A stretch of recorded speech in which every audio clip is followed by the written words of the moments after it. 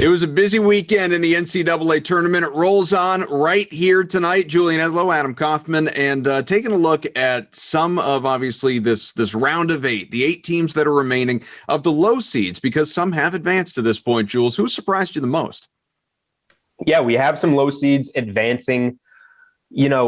I think Oregon State surprises the most people, but this team has been on a ridiculous run all season. I'm not necessarily that shocked by it. I think the fact that they didn't have to play Illinois along the way makes it less shocking. It's probably UCLA for me. They had to win that first 4 game over Michigan State, in which they were an underdog to get in.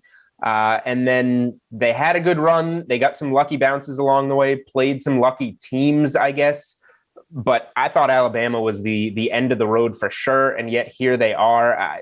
I'm probably more surprised by UCLA than Oregon State, to be honest. But hey, Pac-12, look at what they're doing in this tournament.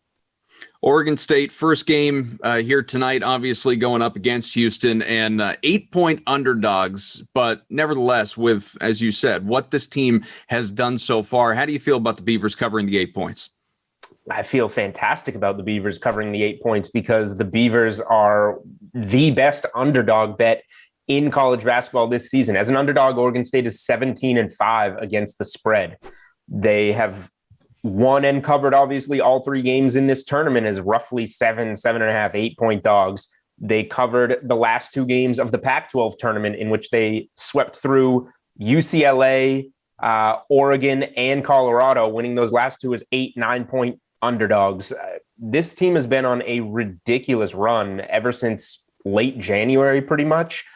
And I'm not betting against them at this point in time. Houston was impressive against Syracuse. They've had a good tournament. They should be favored to win this game, but I will be taking the points with Oregon State. I will be taking the money line with Oregon State, and I'm expecting this run to keep going, honestly. Just before 10 o'clock Eastern tonight, you've got a 1-seed Baylor taking on Arkansas. So far for the Bears, let's be honest, the tournament's been pretty easy. Every win by double digits. Tonight, favored by 8. How's this one go? Yeah, I think Arkansas has just had too much trouble along the way. Like, it's nice that they've been tested in close games, but Baylor is just a completely different animal. They didn't even play well. Like, they shot, I think, 3 of 19 from 3. This is the best 3-point shooting team in the country, shooting 3 of 19 from 3 against Villanova, and they cover that game and win by double digits.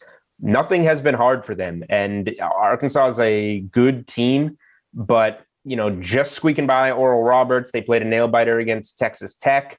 They had their backs against the wall in the first round and still turned it on and made it through. I just think that Baylor does too much. They have the 3 guards that are so good. They have stronger front court players. Baylor's going to get the job done. The number is set well. I don't necessarily know if I would bet on them with a growing spread, but Baylor's going to win this game. Gonzaga and USC on Tuesday here, Jules. And for the Zags, as we know, chasing the undefeated season, been really, really good in the tourney. Faced a good Creighton team last round, still won by 18 points. The expectation, especially with this spread in single digits, that it's another cover? So USC is going to be the toughest test by far for Gonzaga. They rolled through Creighton. Creighton was a great matchup for Gonzaga because they play the same way, but they're just not nearly as good. So if you're going to go out there, play a fast pace, get your shots up, Gonzaga is just going to chip away and slowly build a bigger lead over you. And that's exactly what happened. And Oklahoma, solid team from the Big 12, just not good enough. USC has big bodies, the Mobley brothers. They have some talent on the perimeter. They can lock down on defense.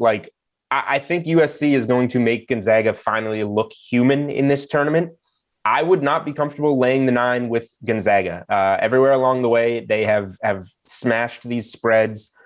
I'm not laying the 9. I think USC is talented enough, well-coached enough, athletic enough to keep this a single-digit game. Now, I also don't know if I have the guts to fade Gonzaga and bet against them. Gonzaga is going to win this game. I feel very confident in that, but this is the first time that you can make an argument for betting against Gonzaga, at least on the spread in this tournament.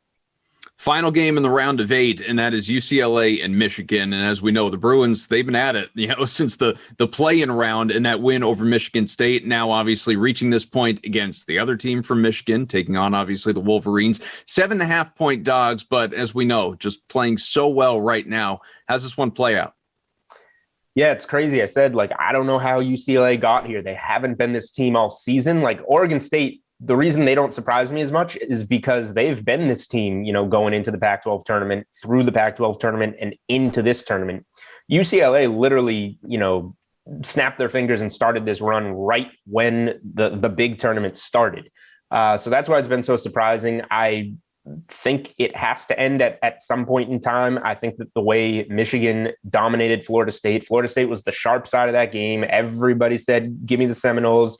Money came flying in, went down to a 1.5 point spread, and Michigan dominated. I think that Michigan is going to come out very strong in this spot. I'm interested in laying the 7.5. I do think they can get this done, and UCLA will probably hit a bunch of shots and make me look silly again. But I really like the Michigan side of this game. With the 8 teams remaining as we chat, Gonzaga still the favorite to win the national championship, plus 135. Is that where you would put your money? Gonzaga deserves to be favored. I have a problem taking plus 135 when there have just been so much better numbers available all season. Like if you were confident in Gonzaga, I just hope you would have been equally as confident a month ago, 2 months ago, and put your money down then. But that said, it's not a bad price on them. I would not bet on anybody but Gonzaga or Baylor to win it all. The way that Baylor's looked, I really think they're going to be there on the other side of the bracket, and we're going to get that game that was canceled earlier in the year due to COVID. We never got to see it. I think we're going to get that game in the national championship. So I think if you bet on either of those sides, you get a good number going into that game.